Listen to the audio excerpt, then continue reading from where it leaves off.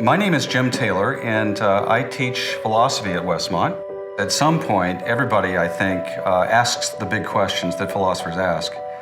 What is the meaning of life, or does life even have a meaning? Is there a God?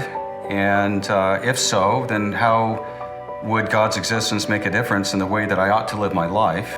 And of course, a lot of those questions are answered in the Bible.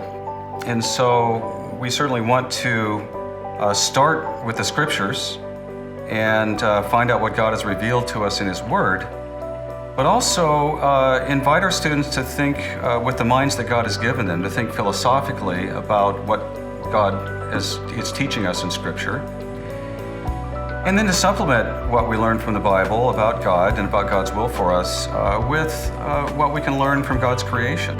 And to the extent that we can know about the creation, we can learn more about the Creator.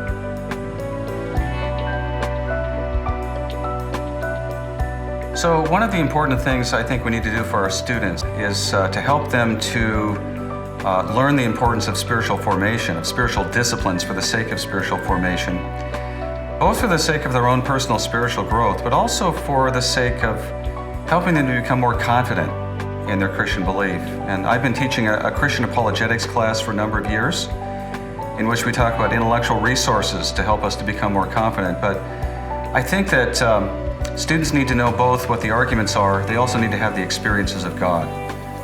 Only in combination can those resources really help our students to have the kind of strength of confident faith and commitment to God that they need to do God's work in the world.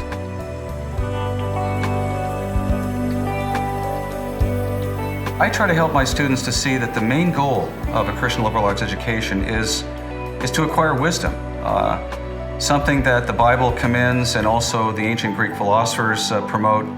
And I think that what the world desperately needs is to have people committed to Christ who can use their knowledge wisely, who have learned everything there is to learn from a Christian liberal arts education, from the humanities, the natural sciences, the social sciences, and can put it all together in a way that can help us to think wisely about the way the world is and to think wisely about solving human problems.